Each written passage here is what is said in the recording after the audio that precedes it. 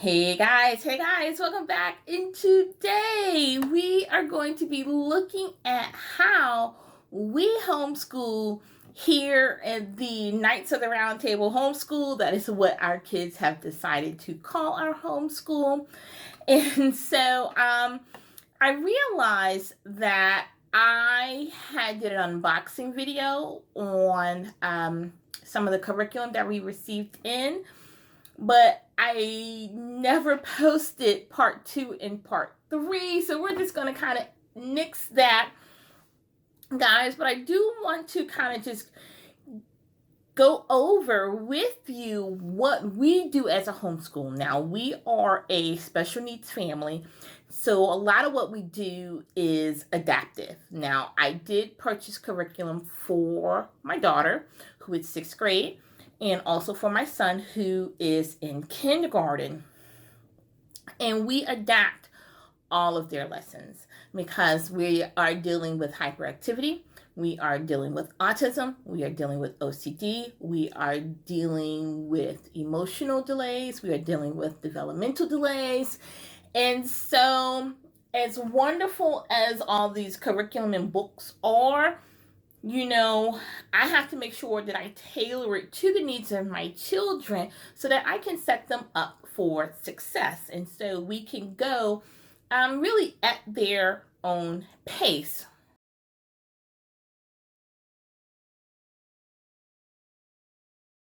So we're going to look at schoolwork and some of the books that they've received from the curriculum that I did not go over. Excuse me, but I do want to show you some of the things that we have and how we are adapting them to meet our needs. Now, my daughter started learning cursive before the COVID break. So, like, from the beginning of the year to COVID break, she started cursive. So I figured, okay, well, let's keep on that same track. You're learning cursive, you can write your name, fabulous. Let's keep going. What else can you write? And so a lot of her schoolwork will be, okay, well, write in cursive. Write it in cursive. Okay? You got it?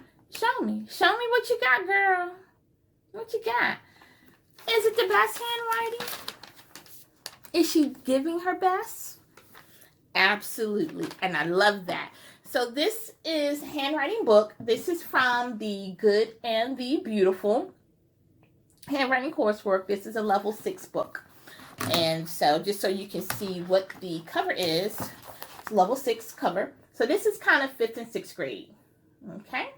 5th and 6th grade handwriting book. She is allowed to use this for every assignment except for tests. She can use this as a reference. We have not dove in to the actual assignments in here because she felt like she wasn't ready and I wasn't going to push her. But now I think she's ready. So when we start session 4, somebody is going to get some assignments out of this handwriting book. But I think she has improved greatly. We have been doing handwriting, cursive handwriting, consistently, I want to say for the last 5 to 6 weeks. And so my goal is in the next, hopefully by the end of the school year, or at the very least the beginning of next school year, that she is at a place where she can do every assignment in cursive. She is not there yet, but I think she will get there. And so that is the goal. Every assignment except mathematics and art, I want to be able to see in cursive, but she's getting there, and I appreciate her efforts. With my daughter's math, I want to pull together a notebook for her, but I haven't really gotten a notebook, physical notebook for her, just like a little folder with the little prongs in it or something, or like a little 1-inch. But we do a lot of notes, a lot of handwritten notes. So we started ordinal numbers. How to round numbers. Word clues for operations. Okay. How to borrow and subtraction. So she has notes that I do for her. She has notes that I do for her. And she can take all of these notes, and this is just how to write the months of the year and the days of the week. So she can take these, and I want to put them in a binder for her and do it by subject. And so she can use these to study. She can use these to help her with her different assignments. Like, as long as it's not an exam, she can use them. And so that is something that I've been doing with her, because we just have to set her up for success, but not baby her, if that makes sense. And so these have been a great help for her, that she can sit by herself, put her privacy board up. She can go through her notes if she's struggling with a problem. And I have found that writing these notes for her, then reviewing these notes with her, and using language that is encouraging to her, really helps her. And so, like the how to borrow when you're doing subtraction, we did this. We reviewed the notes. We reviewed some sample problems, and then she's like, "She got it." She's like, "Mom, I got this," and I'm like, "Yeah, baby, woohoo!" So I'm proud of her. She works really hard, and so that's kind of what we're doing with math for baby girl. And she has a primary journal as well. She has a primary journal. So this is the little kindergarten ones. I had two. And I didn't want to necessarily put her work in here, but she was struggling with her handwriting really bad. And I was like, I would rather her use this to practice than to continue to struggle. Like, you gotta get over that pride. Like, oh, she too old. No, she all right. When she don't need it no more, she don't have to use it anymore. But we do practice. So she's struggling with her print. Can y'all see that? She was struggling with her print. I was like, okay, well, baby, you need to practice these letters, because we're not moving on until I know that you can write your letters appropriately. Yes, 6th grade. But we're going to make sure that you have the basic skills needed to be successful. And that is my goal with her. Most of my children, most of their schoolwork is on loose leaf paper. Most of it is on loose leaf paper. Okay, I need to make sure I'm put this back in order. But most of their schoolwork is on loose leaf paper. I totally just messed that up. And that works for me, because I am keeping a notebook that once we get to the end of the year, I can take it, get it bound, and then I will have all of their work, because we don't have a printer. We don't have a printer in our schoolroom. We do not have a computer in our schoolroom. We have my cell phone and we have my tablet. That is it. That is what we have in the schoolroom. Now, in terms of like mathematics, let me bring her math book. In terms of mathematics, we are using Abeka for 6th grade math. And I know you can do like their online digital classes. You can buy all this extra stuff. I bought the student book along with the student quiz and the parent teacher key. That's it. Like, y'all expensive, man. And our funds don't roll like that. So what we do have, and I'll show you the book that we are using. This is my daughter's workbook. Okay, this is the Abeka book for 6th grade math. And we are up to page 4. We have been in this book for probably a month. At least 3 weeks we've been in this book. 3.5 weeks, and we are up to page 4. Now, we started with whole numbers, adding. And some of these problems, and normally what I'll do is, because I do not want her writing in this book, so I'll copy the problems either onto loose leaf or into her math spiral journal. And I realized that she was having difficulty adding 6 numbers together. And I said, okay. So we dropped it down. And I kept dropping it down until I got her to a place where I was like, okay, she kind of got it, kind of doesn't. And so we had to go from adding 6 numbers to down to adding 3.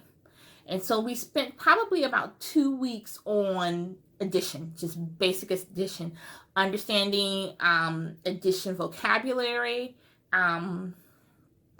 arithmetic, notation, numeration, whole numbers, adnins, sums. What does that mean? What does all, is that Greek? You know? So we went over math vocabulary. We went over adding 3 numbers together. And what happens if mommy gives you 2 add-ins and a sum? And now I need you to find the 3rd add-in. You know, how do we do that, like reverse math, to figure out what that extra number is? And so that's what we kind of been doing. I realized that I really had to start from the beginning with her. I couldn't just breeze through this book. So we've been taking our time. And so she has got the adding down. Now we need to get her to a place where she is adding 4 numbers together, 5 numbers together, 6 numbers together. Because she'll get there and then you'll see, like, she'll either get confused or she might not add the whole column properly. And so obviously the total's not going to be correct. And so it's working with her to take her time as she works through each of those problems. And so, but she's getting there. And I think she has mastered the adding 3 numbers together. So now we can bump that up, you know. So we are still reviewing addition in how to find missing add-ins in our problems. But we have also started moving into subtraction. And subtraction is a whole different set of vocabulary. Minuend, subtrahend, and difference. And what do those mean? And how do we solve for... how do we solve those problems? What happens if your minuend is smaller than your subtrahend? How do we borrow? Like, how do we carry over? And so that is something that we have been learning and studying and practicing. And I think we'll probably be in subtraction for at least another week before I am ready to test her. So we have also with her reading, and this is really with both of the kids, with the reading. Now my daughter can, each child is allowed to pick a textbook, a reading book for the session. And so her uncle gave her this book, maybe the beginning of the year, bought this book for her. And it's so cool. It's all women in history, Amelia Earhart. You know, we're going all the way through history. Love it. Harriet Tubman. Love it, love it, love it. And she get down to the end, and the last person is her. Yay! Well, you can see my schoolroom on the other side, but the last person is her. And so this Women in History has been her reading book for this year. Now, the reading in it is well below her level, which is fine. Because what we have been doing is I will pick someone, you know, Harriet Tubman, from the book, and then she has to go and do research on it. So that is how we are incorporating this particular book, the reading and writing for my 6th grader.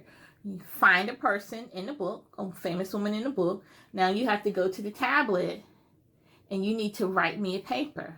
Now, it's not no college level paper, guys. It's normally like a 2-paragraph paper or something. But she has to tell me, and she has a list of questions that I want answered. Who are they? Why were they important in history? Who did they inspire? When did they live? When did they die? Like, what achievements did they accomplish in life?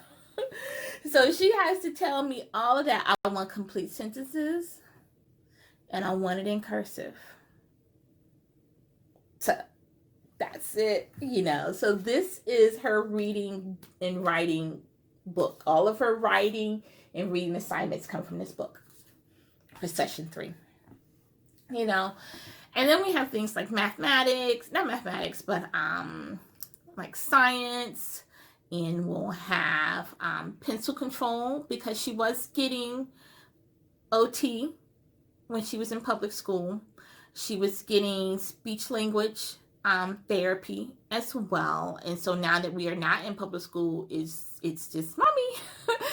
And so I've been trying to take a lot of the things that we did in her IEP and the things that she was doing in public school and incorporate that into our homeschool setting. So, they were going over the WH questions, how to not just answer them, but comprehension, like the reading comprehension. That is something they were going over. For her mathematics, I was like, I need these things incorporated into her IEP. And so now that she is no longer in public school, I have to incorporate it into homeschool, the things that I requested for her IEP for, what would have been this upcoming school year. Now I have to do. And I'm doing it to the best of my ability.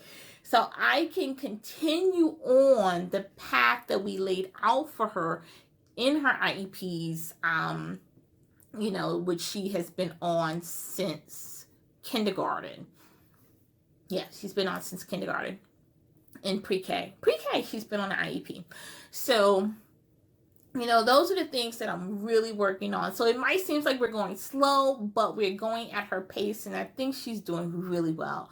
We have some hiccups with the math, but it's math, and that's something that a lot of people struggle with. But she is really picking up the subtraction. I'm really proud of her. So we're going to have to continue to work on adding 4 and 5 digits together. And then we are probably in session 4. We'll move on to a refresher for the multiplication and division.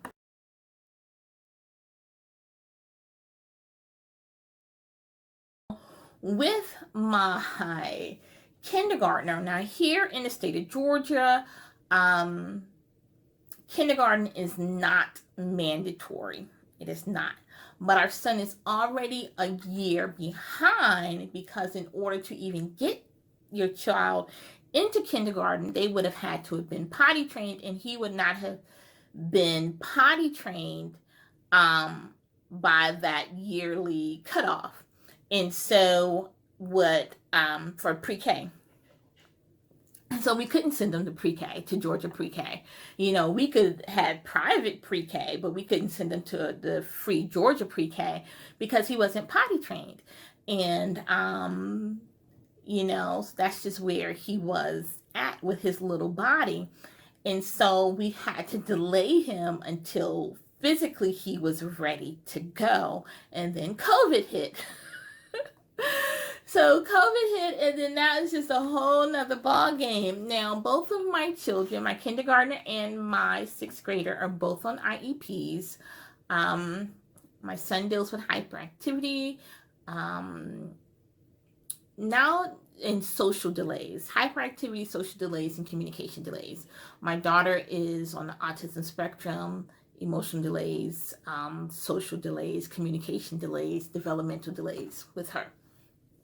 Okay, but this video is about my son. So my little one, he is in kindergarten now. So he's super excited that he is in K6. There is something on my glasses, yo.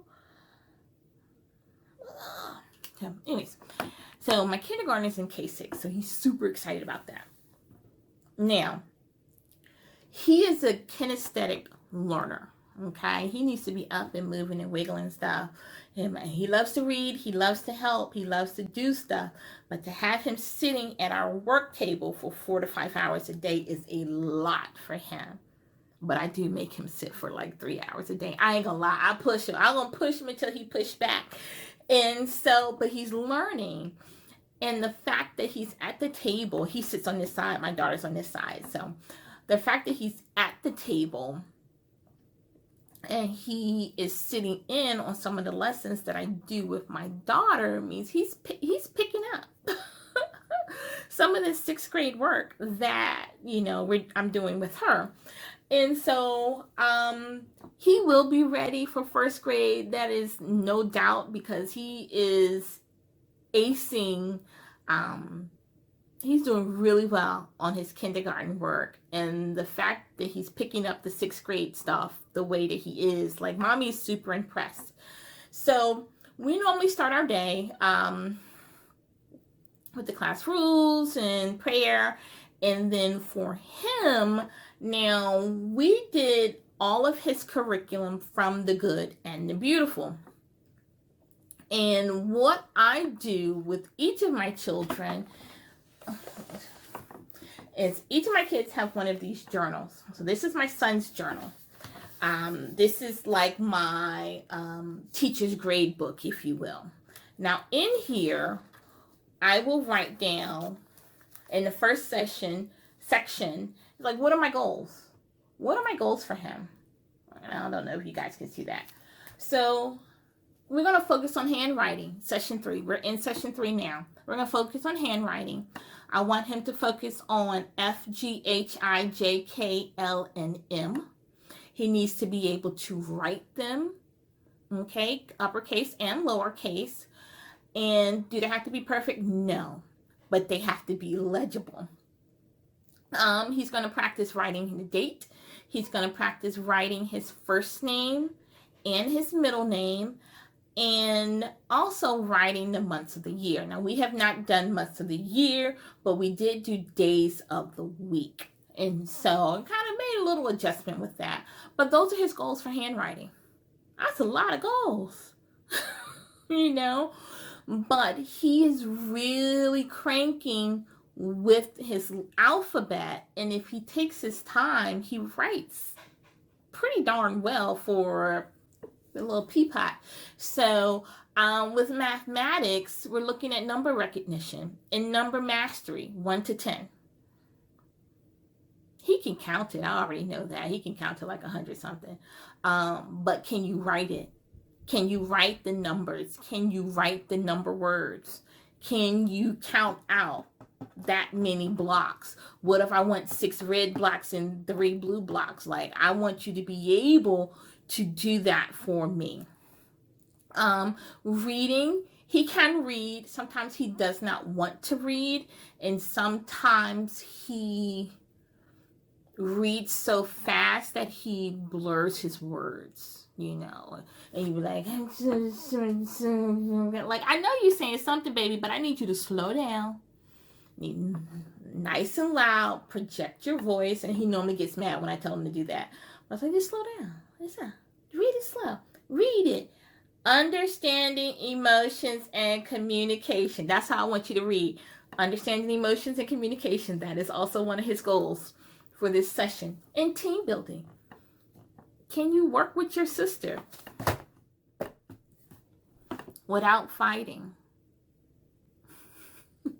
No comment. So we're working on that, okay? So those are my son's goals for this session. And then I did start grading in session 2. So I'll show you grades for him. And it's really simple. You get a GE for great effort, an E for effort, or N for needs improvement. So if he's really struggling on something, he's going to get an N. But if he's trying his best and I can really see that he's doing relatively well, he'll get a GE. And a GE is kind of like an A and a B, where E is like a C, a D is like an N. And so we got 2 pages worth of grades in here for him so far. I have a stack of grade papers behind me. that have not been entered. But so we have our goals, we have our grades, and at the very end, we have assessments. So these are my assessments. These are my personal notes. So this way, if we ever get, I don't know what the proper term is, but if we get audited, if my homeschool gets audited and we got to do a review, this is my adaptation of an IEP, So in this session, these are the things that we focused on. These are his strengths. These are his weaknesses. These are his areas of growth. And so my son has one of these notebooks. My daughter has one of these notebooks. And at the beginning of each session, I will write out the goals. At the end of each session, I'll go and do my assessment for them and initial off on it and date it. That helps me to stay organized in case we do get that on the door and say, hey, I want to see what you're doing with your kids. All right, I got you. I'm ready for you, Susan. So, so that is what we're doing there. Now, with my little kiddo, he has several books, but his main book that we use is this one here. This is The Good and the Beautiful. This is our K mathematics. So this comes with 2 big thick books and a box of manipulatives. Now in the book, I'll show you some of the stuff that I probably should have tagged some of these pages already. So this has worksheets in here for the kids. I really did not want to write in this book, but I had to bite the bullet. This is a joint parent-child book, and really, guys, Good and the Beautiful, y'all need to separate this. Okay? I hate it. I hate the fact that his workbook is in my book, and then I have to cut stuff up out of this book in order to give to him. And so we adapt a lot of our lessons for both of the kids. We adapt a lot of our lessons. So normally if I let him write in this book, it's because I am working with his sister and I need to keep him busy. He normally does not do the activities in this book. So what I have done, and you see I have my sticky notes. And so what I'll do is I'll go through several of the lessons and I'll look to see what do I want to cover. Which of these lessons will help my son achieve the goals that I have set out for him for this particular session. And so we're looking at, okay, can he write his name? Can he write his date? Those are goals for him for this session. Is he mastering his numbers? They want to talk about patterns in math, cardinal numbers. What are those? What are ordinal numbers? Tally marks. Now, we did not do tally marks. We pretty much covered everything except tally marks. That's on my list. Okay. And I probably won't do tally. I won't introduce anything new because we're trying to finish out this session. So I'm not going to introduce tally marks in this session. I'll do it in the next section. But I normally go through here about 4 or 5 lessons and pull out the things that I want him to learn that will meet the goals that he has that set out by me. And then I will adapt all of his schoolwork that way. So I use the textbooks as a guide. I do not follow them to the T. That's just not our life, It might work for some families. It does not work for this family. Excuse me. So we're going to set that aside. But he does love these guys. His pattern sheets. Now, this came in a big box, big math box. Let me see those. And so there's shapes. Let me see those. And he loves this. So he is so excited. So this sits in his little basket in the back. So that means when he has free play time, he can go pull out a card. I normally let him do 3 or 4. And then he can come get his little baggie of shapes. And he can sit down at the table, and that's his free play. And he absolutely loves it. Sometimes he's like, Mommy, I need help. He don't really need help physically, but emotionally he does. And so we'll sit down sometimes together. So those are patterns and shapes. And then he also has math blocks, which he ripped the bag, so I had to adapt the bag. So you see, math blocks. Oh, math blocks. He loves it. And when I give him his schoolwork and he has to use his math blocks, he loves that. You know, so he loves having all these physical things that he can touch and move around, and that works for him. And he's doing really well. He has a calendar that he has to keep. So this is also the Getting the Beautiful. He has a calendar that he has to keep. So we started school in July, but we did not start keeping the calendar until August. So, okay. This is September, obviously. Those are his numbers. Some of them are really good. Some of them are kind of squirrely, but he's learning. This is his first time really being in this year between last October and now, his first year being in an academic setting. And so he's learning a lot. But I'm proud of him because he's pushing through. So I want to show you some of his work.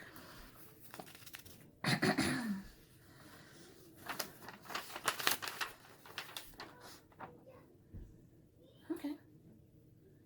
I gave you the word. Now write it for me. And show me the numbers. Show me that you know how to form the numbers properly. Okay? I don't know if this is first grade work or kindergarten work, but you're going to do it, bro. Love you. Mean it. Can you follow directions? Build the pattern with your blocks that I give you. Okay? Can you do that? Yeah. All right. You can. Fantastic. What about handwriting? You know, oh, he had handwriting today. Letter practice. So this is from 3 weeks ago. So 3 weeks ago.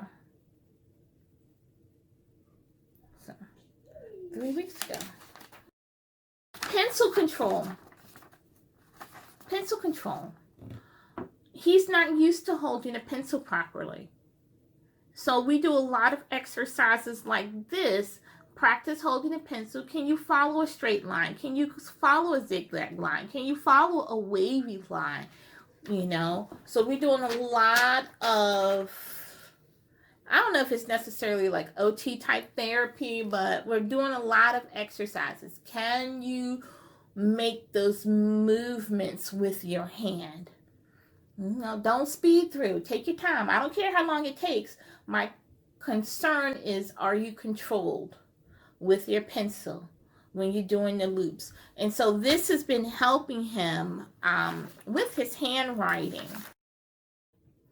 All right, guys. So I know that was a lot that we went over, but that's really what I do with my son. We do everything. So if my daughter has a subject that she's learning, my son is learning an adaptive kindergarten version of it. So when, like this morning when we came into class, we had a body review because we've been studying the human body, bones and muscles. And so I said, okay, we're gonna do like a contest. See who can win this contest. okay, because we've been studying. And so I said, okay, what bone is this? And he's like, mandible. Okay. Well, what is this made out of? Cartilage. Great. Okay. Your kneecaps. What's the big kid word for it? Because kneecap is for little kids. What's the big kid word for kneecap? It's patella. Now, he didn't say, I think he said panella, but he was pretty dang close. So I'm like, okay, I'm giving you credit for that. You know, what are these? Phalanges. I said, okay. His last question was, name any bone in the lower part of the hand, or a lower part of the arm or hand that's not a phalange. And he's like tarsals and metatarsals, and I'm like, what? Say what now? Okay. Thank you. I appreciate that. So you learning something. He won the game. He beat my 6th grader. My 6th grader got 5 out of 6. My 6th grader got stumped on the last question. She had to tell me 3 voluntary muscle groups in the body, and she was able to name 2. The heart and the lungs. So she got stumped on that one. And so he wound up winning. So I mean, like, he's picking up. He whatever I lay down, he picking up. He got this. So I'm super proud of my little dude. We're doing a lot. I know that might be a lot. I know I talk a lot. But just kind of just the overview of this, like what we are doing. We are doing schoolwork. He has mathematics. He has health. He has science. Like, he has handwriting. And I do grade him accordingly. You know, I keep in mind that he's only a little bits, and he's just kindergarten, but I will grade him accordingly. And I push him, and I push them really until they tell me, Mommy, that's enough. And I accept that from them. If they tell me they need a break, okay. Because I want to teach them that if it's their body, they can set boundaries for it. So if he's like, Mommy, it's too much schoolwork, tell me.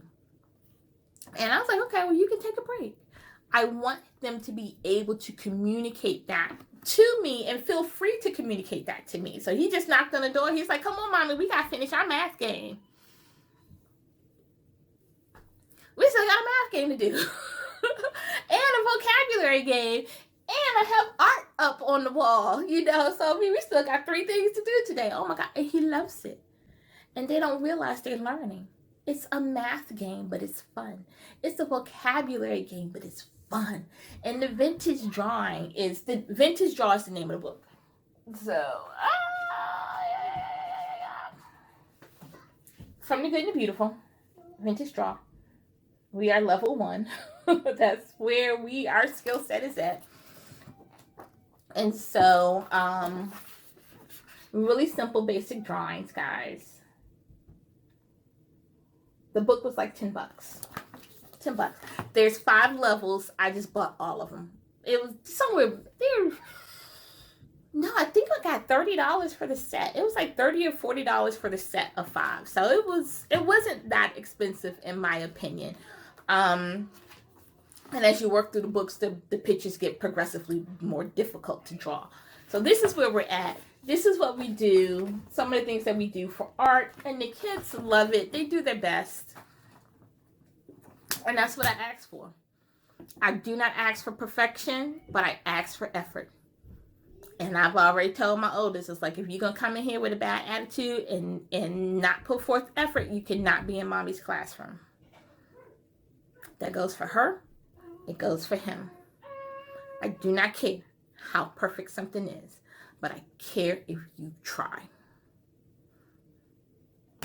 So that's what I have to say. That's what Miss Mommy has to say. And so that's it, guys. This is part 2 of a super long series. Well, long chit chat series of overview of what we're doing with homeschooling for my two special, super special, my love bugs, special needs kids. And that's it, guys. So I know that was a lot. I will see y'all in the next video. I will try not to be so talkative. And I will try to keep you guys updated more frequently. But until then, y'all know the drill. We'll see you in the next video. Okay? Bye.